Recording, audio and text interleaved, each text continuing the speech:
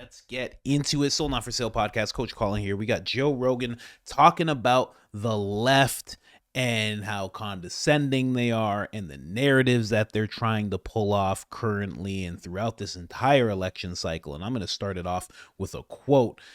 The left is either going to learn or be out of power for a decade or more. I don't see an issue with that. So far, I'm not seeing a lot of learning, and that's what Joe Rogan is talking about right now in the clip that I'm about to play for you. And then we're also going to jump over after the clip. I'm going to show you what MSNBC is saying about Joe Rogan, talk about wanting to control narratives, and then what they have to say about Elon Musk and Donald Trump, and you know that's going to be great. And then a fun clip from JP Spears that illustrates a great point about what these controlling narratives actually do to regular people.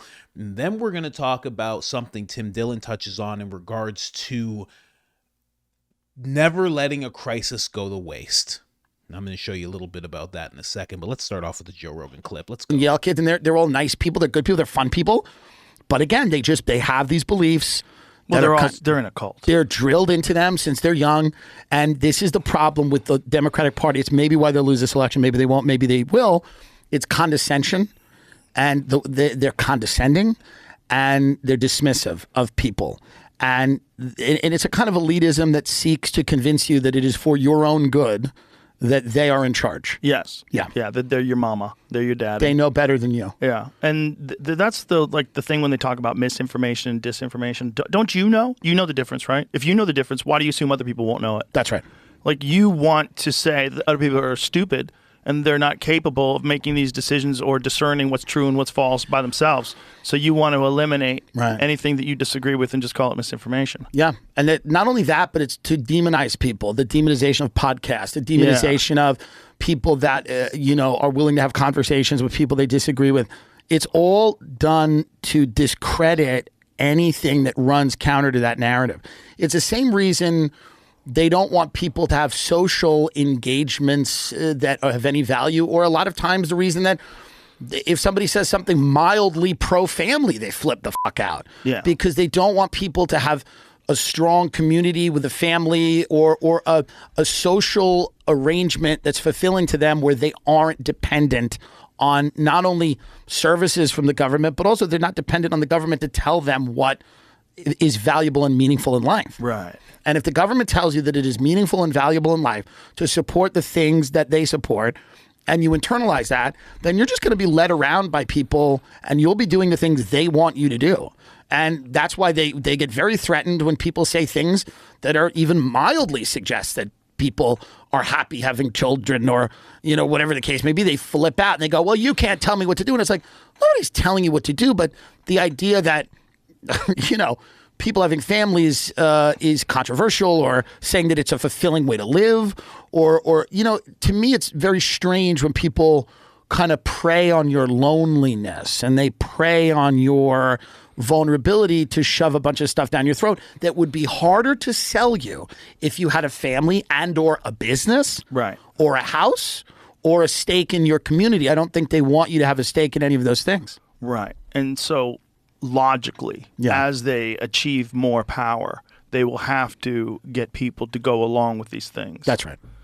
And the way they do that is through forming these narratives. They have now, to. The counter to those narratives is the popularity of podcasts. Because the narratives, like if they only had the mainstream media, they would be so much further ahead. That's right. Imagine if there was never anything on the internet other than websites and email. Nobody ever figured out social media. Yeah. So nobody ever figured out we'd you could put up a news story. We'd have boots on the ground in the Ukraine right now. I'm not even kidding. We probably would. If there was just the mainstream media, we would have boots on the ground in the Ukraine currently. Jesus Christ. 1,000%. I'm telling you, I'm as sure of anything as that fact.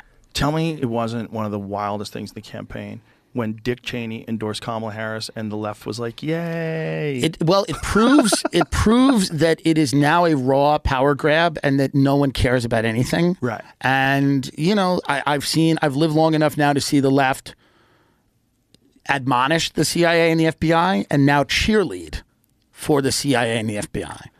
I mean, in 2003, you would see seething op-eds about the power of Dick Cheney, Halliburton, the military, Yeah.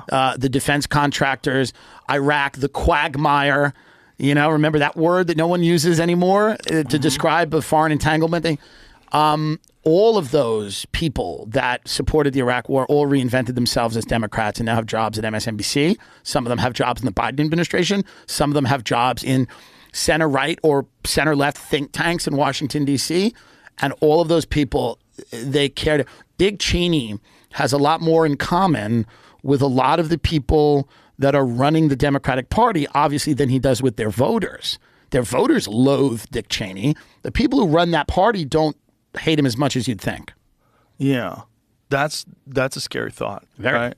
Did you see Liz Cheney on The View and Whoopi Goldberg? What was she saying? She should be the head of the CIA. Yeah. No, I mean, it's Is hilarious. that what she said? Can you imagine? She said something crazy like that. Yeah. Like, what are you doing?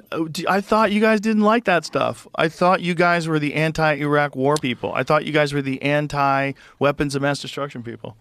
Liz Cheney for Kamala Harris is Attorney General. Attorney General. Wow. Whoopi Goldberg begs for it. That's what it is. Yeah. Well, this is a weaponization of the justice system. It's crazy. It's the whole thing is so weird to It's so see weird. people abandon what it used to be a leftist. Right. It used to be uncomfortable discussions are good. It's good to be able to have communication with people that you disagree with. Free speech is imperative. Right. It used to be that education should be objective Yeah. and it's very important. And you counter bad ideas with good ideas. Well, it just became untenable, I think. I think leftism was driven out of the sphere. Well, it just went so far left, it became a different thing. Yeah, but it became left in a way that wasn't about workers' rights or economic justice. It Right. became left in a way about like aesthetic identity politics that prevented any discussions about CEO pay or Yes. health care or anything like that. It just became, and I think they're really enthusiastic people about that ideology. Things are pretty good. Yeah. But I think there's a lot of people where things are good enough in their lives to worry about whether we have a trans Batman. 100%. Yeah, and I think that's the thing. I think a lot of the enthusiastic proponents of that stuff believe things are great and they're only getting better. Yeah. And to sell a campaign, and listen, she may win, it's early in the day, but to sell a campaign on the word joy Yeah. is utterly insane. It's also kind of a revenge of the nerds thing, too. Yeah. Because it's a complete polar shift of identity hierarchies. Yeah. You know, the people that were like the weirdos and the freaks, the Yeah. trans people, and all of a sudden those people are at the top of this hierarchy of oppression. Sure. And celebrated above all. Yeah. But it's also, where I think, it used to be those are the ones that are cast Yes. out of society. But it's also like this idea that you need to keep identifying ways to divide people. Right. And there's no better way to do it than to claim that everybody threatens everyone else. I agree with Yeah. you, but here's a question. Yeah. Is this a natural thing? Is this like a natural thing that humans do when they find a vulnerability in a social system? They attach themselves to it, whether it's white guys pretending to be black, a couple of those. Yeah. But, those kind of situations? Like, Yes. there seems to be people attach themselves to something and then they sort of subvert it. But do you think it would have existed anyway? Do you think that someone has a vested interest in keeping us divided, and so that these social issues, like whatever it is that comes up, like whether it's BLM, like Right. any kind of social movement that creates disruption, Yeah. do you think that those are engineered and those are injected into the system to make people have things to fight over? I think there's a balance. I think that there's organic rifts and fissures in society that allow certain sentiments to bubble to the surface, like BLM, like the war in Gaza and the problems and the protests that are happening there. But the minute that stuff happens, I believe people seize on the opportunity and exploit it and fund those things and bust people into those protests and exacerbate that moment because it is, I think, a defining, when Rahm Emanuel said, never let a good crisis go to waste. You know what I mean? That's such a crazy thing to when say he out said, loud. never let a good crisis go to waste, they are telling you, it's like when Lindsey Graham says, I want that money. Like, give me that money. I don't want Putin having that money. When they're saying it in front of your face. When Rahm Emanuel says, never let a good crisis go to waste, the whole ethos of that statement is to seize on organic problems and exacerbate them and then inject whatever agenda you have so that you can then wrestle more power away from human beings. 100%. 100%. That's And well said. It's like, it's crazy to watch because when I grew up in the 90s. It was a time of like Doc Martens and fucking people drinking fishbowl-sized cappuccinos and fucking coffee houses, and fucking everybody was weird. And there was a individualism in the 90s. Kurt Cobain and fucking people in Seattle just killing themselves and making great music and rap Flannel. and all this shit and flannel. And you remember it. And but there was an individualism in the 90s that was kind of like, I remember, my parents saying to me once, like a friend of mine did something stupid and they go, well, if you jumped off a bridge, are you going to do it? It's like, there was just this idea that you didn't have to go along with everybody else. Standing apart from the crowd made you unique and an individual and good, and it meant that you had value. Yeah, Nirvana killed hair bands because of that. Yeah. Hair Nirvana. It's funny that Tim Dillon goes into this whole thing about like, standing apart from the crowd, and like Joe Rogan's like, Nirvana killed hair bands because of that. It's true. It's true. It's just a funny contrast right there. That Lindsey Graham impression is solid. Oh, I just did a Lindsey Graham episode where Joe was laying into Lindsey Graham. Tucker Carlson's laying into Lindsey Graham. Tim Dillon has that's a flamboyant Lindsey Graham impression that he has there. Give me that money. I just want that money. So Lindsey Graham. Everybody who does an impression of Lindsey Graham always goes towards, I just want the money. What I'm looking for right now, okay, before President Trump takes office, is how much money can we get from Ukraine, okay? Because I appreciate BlackRock's making their money, but I'm just looking for a little myself. Can I get a little taste? I'm just looking for like $20 million. That's all. Can we get $20 million? Can we take it out of the Ukrainians' pensions, please? Let's get into this whole thing. Now, when he's talking about condescending and stupid in terms of the left, that's exactly what deplorables, stupid, uneducated as of recently. This is it's a war between college educated and not educated people. It's like so ridiculous. And then garbage as recently as, President Biden. It's just, how are you winning people over with that type of talk? At least when Trump is talking about the radical left, he keeps talking about the people in power. He's talking about the Democrats in power, like the government. He's talking about the senators and the congressmen. He doesn't often turn it towards the people. It's always towards the government. Whereas the left is the complete opposite. Not even opposite. They just, everybody, you're all dumb. From the senator, from the president-elect, all the way down to the lowest voter. You're all dumb. It's pretty amazing to see that they think they can do this kind of thing. And then when Tim Dillon said preying on loneliness, and that goes along with isolation. When you're isolated, you're demoralized and you're easily destabilized and you're easily radicalized if you didn't realize that. And the thing about it is, I love that he brought this up, especially him being gay. Not that I don't know his religious beliefs or anything like that, but it's interesting that he realized that if you have a relationship, if you have a family standing, a business he brought up, but more so, if you have a relationship with God, if you notice the left tries to pull all those things away. They don't really want you, your family. Like, what were they doing? Oh, if your husband's conservative, you can just lie to him and you go vote. You tell him you're going to vote for whoever, but you really, you do the right thing. That's what they were doing. Subverting family. Completely against the nuclear family. Liking the fact that there's women who are single moms. Like, being all for that type of thing. Again, that gives you an opportunity to prey on someone's loneliness because they're isolated. If you do that to a family, the family becomes isolated. The father is on his own. The mother's on their own. The kids are on their own. The kids have a relationship with the teachers. The wife is lying to the husband about who she can vote for, and the husband is just on his own because he's a problem altogether. It's a very interesting thing they do. And if you have a relationship with God, none of that stuff works. Like, I have, not to get religious or anything, but I have that. I have a relationship with God, and that extends to my wife. Now my wife has a relationship with God and with me, and then it extends down to the kid, and it goes from me praying. This is how it's gone in the past 2 years. From me praying myself praying over her to now she prays over me to now we pray over our child.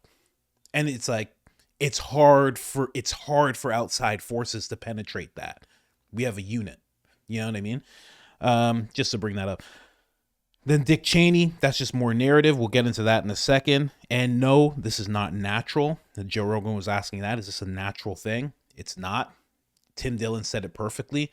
You know, never let a crisis go to waste. And we're going to get into that in a second. But let's go over to what they're talking about here in regards to Joe Rogan. They're upset with him. Particularly the media ecosystem it's not a good one. It's a negative one. It's a radicalization funnel. But what they have done in their online media ecosystem is build a radicalization engine, literally the way militant groups do around the world, that takes people from relatively low-level annoyances with the world. Why are eggs so expensive? Why is my kid learning this new thing in American history in school that I didn't learn?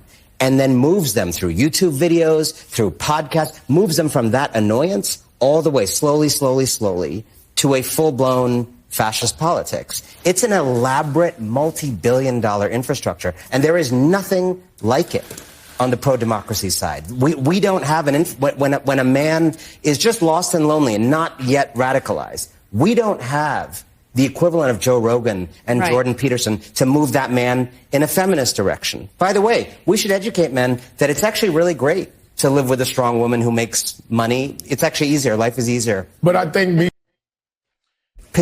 I love everything he just said because it illustrates the points completely.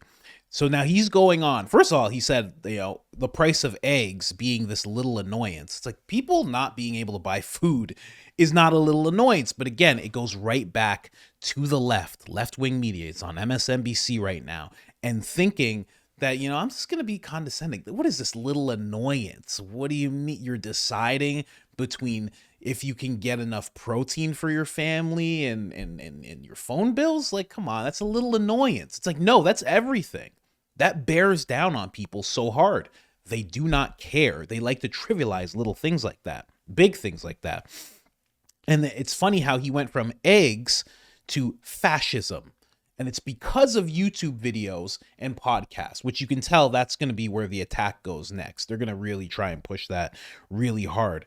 But something Donald Trump said is actually going to trump that. I should actually find that video for you guys. He's talking about wrecking the whole censorship complex going on. Donald Trump is a G, I have to say. And then he goes on to talk about the pro-democracy side. So if you're not willing to listen to guys like this on MSNBC, then you're not on the pro-democracy side.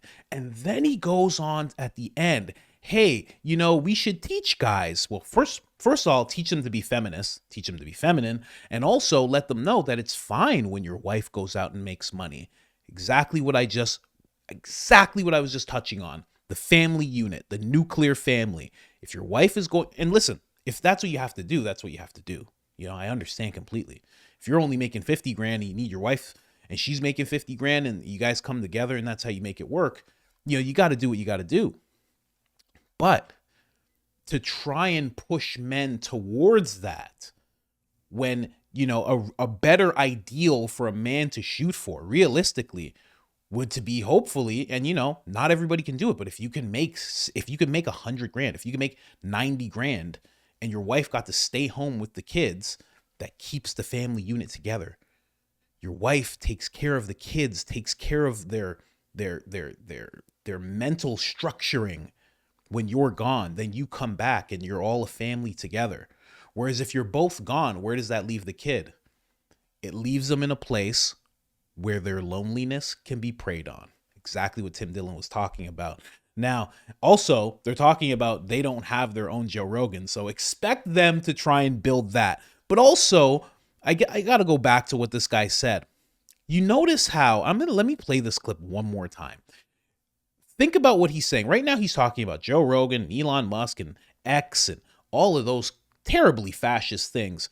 But just think about MSNBC, left-wing media, mainstream media. He's explaining exactly what they are and what they do. Particularly the media ecosystem it's not a good one. It's a negative one. It's a radicalization funnel. But what they have done in their online media ecosystem is build a radicalization engine, literally the way militant groups do around the world, that takes people from relatively low-level annoyances with the world. Why are eggs so expensive? Why is my kid learning this new thing in American history in school that I didn't learn? And then moves them through YouTube videos, through podcasts, moves them from that annoyance all the way slowly to a full-blown fascist politics. Is that not what this group of people, what do we got? Mika there? We got this, I don't even know who that guy is. I'm not going to say anything derogatory about his hair or anything. We got Al Sharpton there. Is that not exactly what they do?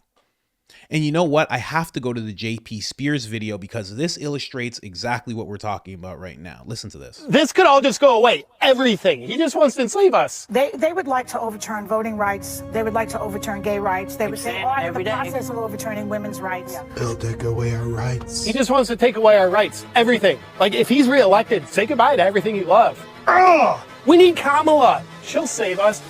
And, you know, she's a woman. I like that. Say it with me. Kamala Harris. Kamala. Unbelievably smart, articulate, and good. She's great. A bit of celebrity surrounding Kamala Harris. Kamala just believes in the American dream. If she gets elected, we're good. But if Trump gets in, he'll never leave office. He can never leave the office of the presidency. Never leave office. It's just a fact. He'd never leave office. And you know he wouldn't leave because he's going to be a dictator. Dictator. That's why he's nothing but a complete Hitler, threat to our democracy, rights taking away, dictator. That makes him so Donald Trump, his demagoguery, his danger to our country. Dangerous to America. I'm literally sick of it. We're doomed if we get Trump back. He has to be stopped. I wonder what we can do to stop him. Put a bullet in Donald Trump. When you think about it, if you had a chance to take Hitler out before he took over, wouldn't that be the ethical thing to do? Well, JP Spears, ladies and gentlemen, that was a perfect, for someone who can take something, make it funny, that was a perfect illustration, especially towards what we're talking about right now. That's exactly what they themselves have, this machine that put people in this state. And JP Spears here, he's making it hilarious, right? I already touched on this a little bit, but I'm going to do it again, just really quick. Look at the people, how many people are going nuts over Donald Trump. I mean, this is exactly what we're talking about here. What do you think did this to these people? Now, of course, the narrative would be, well, Trump did it. Trump did it in all of his terribleness. But what actually brought these people to this point? How did we get here? How did we get here? What in the Alice in Wonderland nightmares is going on right now? All I can say is how dare you? If you voted for that man, if you voted for anybody other than Kamala and you live in one of the states that it was, you know, close, or if you didn't vote, you. You see what I mean? What got them there? Well, that machine that that gentleman claims that they don't have, that's what got them to that point. Now I'm going to play another clip here. This is the narrative that they're currently trying to mold in regards to Elon Musk and Donald Trump, trying to make it seem like Trump is this very billionaire-backed candidate, and that's what got him in office. When in reality, and we'll get to it, Kamala has more billionaires backing her. One of the ways it's genuinely different is that he now has a kind of coterie of oligarchs, including the richest man in the world, who've kissed the ring, worked to get him elected, and are now apparently going to be running America. Now, this is a model that's actually familiar across the world. It's pioneered and perfected by strongmen like Viktor Orban in Hungary and Recep Erdogan in Turkey, and of course, Vladimir Putin in Russia. All of these rulers have their little crew of corporate and industrial titans who often hold no official government titles, but do the work of the regime in ways large and small, legitimate and otherwise, in return for their access and special privileges, including squeezing the state coffers to line their own pockets. As The Atlantic's Franklin Foer puts it, the regime does the bidding of the billionaires, and in turn, the billionaires do the bidding of the regime. Power grows ever more concentrated as the owners and the corrupt leaders conspire to protect their mutual hold on it. In short order, this arrangement has the potential to deliver a double blow to the American system. It could undermine capitalism and erode democracy all at once. And you may say, and you would be right, that corporate titans have always had a lot of political power, certainly more than the little guy in America. But really, this is completely different from anything we've seen before. Just look at Elon Musk. I'm not MAGA. I'm dark, gothic MAGA.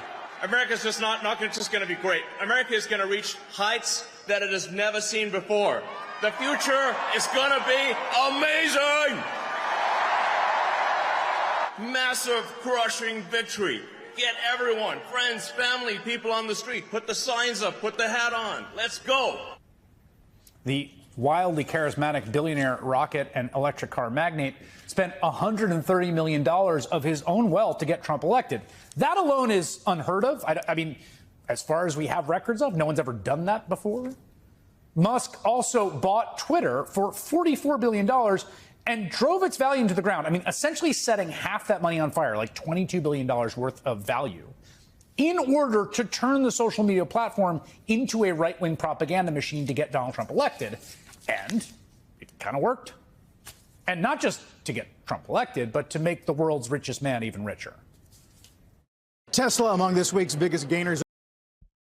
So they're trying to depict the story that the only reason Elon Musk bought X, now X, was so he could burn $22 billion and actually get Donald Trump elected. So when Elon, the Democrat, bought X, or Twitter back then, it was so he could support Republican Donald Trump in the election. And then on top of that, donate $130 million, which I haven't seen on the books or anything like that. They're just kind of throwing that number out there. It could be true. I mean, $290 billion, he could easily have done that. But Donald Trump only raised about $360 million. Whereas Kamala Harris actually, she herself had about $1 billion that she made, which I was unaware of. I didn't know she made that much money. But in reality, she has more billionaires that are supporting her prominently. Kamala Harris has more billionaires prominently backing her than Trump. Bezos and Griffin weigh in on the update. Now, let's not act like Trump doesn't have billionaires backing him. That's not what I'm trying to do here. Of course he has billionaires backing him. He's a billionaire himself. He could have easily just reached out to some friends and said, hey, listen, I need each one of you guys to throw me 10. Throw me 15. This is the last time I'm running. Throw me 15. I need some money. He could have easily done that. And I'm sure he knows a lot of people. But in reality, he had about 52 billionaires backing him. Kamala Harris had 83 billionaires backing her to the tune of, again, $1 billion. Trump, only about $360 million. And let's be clear about what was going on with Trump. Trump got himself elected. Elon did hard work. Vivek, J.D. Vance, so many people, Bill Ackman, who's speaking for him constantly and speaking highly of him, David Sachs, all these people, they did a lot of work. Tulsi, Rogan even, they did a lot of work. But we all know Trump did the majority of getting himself elected. Like, Trump is a force. He's a force. And it wasn't money that was moving the needle. I mean, when he was doing these podcasts, these interviews, he was doing things that didn't cost a lot of money. I would think most of that money went towards ads, went towards the rallies, the venues, securing those venues, being Trump, maybe having to pay more towards a venue because they're like, we don't know if we want you here. Madison Square Garden, I'm sure that wasn't free. You know what I mean? Things like that. So I'm just showing you that so we can move on to this. Let me just show you guys right here. Now, when Tim Dillon said, never let a crisis go to waste, this rep, Democrat, said, not going quietly. You're not either. Let's get loud. Let's get going. And 2 hours later, guess what happened? Protests, anti-Trump protests in Chicago. Progressives, they're going to blame Arabs and Palestinians, but the real people to blame is them. They are the only ones to blame for their losses. And now we have to deal with Donald Trump for 4 years. Donald Trump, by the way, we are the same movement that protested Donald Trump every single week when he was in power. I like that little cat out of the bag. We're the same organization that protested Donald Trump every single week he was in power. The same people who were, again, he says this in his whole thing, the same people who were protesting for Palestine. Let me guess, the same people who were protesting for BLM. Interesting. So when BLM had some civil unrest going on, you were there. When pro-Palestine rallies had some civil unrest going on, you were there. And now with this anti-Donald Trump rally, you're there as well. Well, that seems weird. I'm just saying. But again, these protests were big. Never let a crisis go to waste. Those three things that I just brought up, they're all crisis. And they definitely didn't go to waste.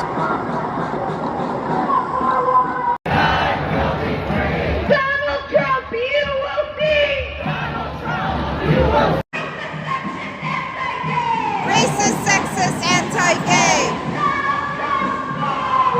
Donald Trump, go away. Racist, sexist, anti-gay. Donald Trump, go away.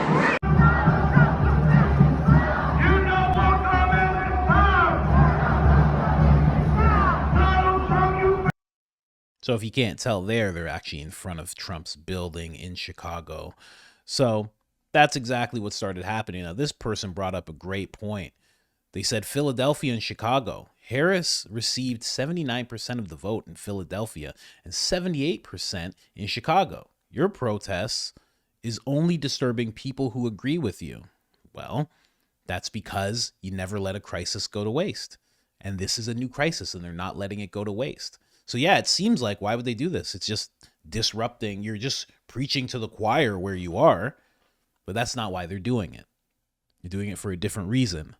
The whole thing we've been talking about throughout this whole video, controlling narratives, the condescending way that the left operates, the civil unrest that this rep actually inspired in people just hours before the protests broke out. You see what I mean? It's very interesting, everything that's going on, the way that these people operate, you know, and it goes all the way back to exactly what this gentleman said right here at the beginning of the episode. The left is either going to learn or be out of power for more than a decade. So far, I'm not seeing a lot of learning, and neither am I. They're doing the exact same thing that they always do. They're very upset that they didn't get their way. They conceded the power like they needed to, but now they're going about it in other ways. They're trying to now look at Elon Musk as a problem. His companies, his social media company that's connecting so many people and getting so much information out there, that becomes a problem. Joe Rogan, who endorsed Donald Trump, that becomes a problem. Protests popping out of nowhere, that becomes a problem. And it's all because of Donald Trump. And it's all because of you. You know, the deplorables, the garbage, the dumb, the uneducated. It's all your fault. Interesting the way that works. Anyways, guys, like, subscribe, turn on the notifications, helps the channel tremendously. And other than that, I'm out.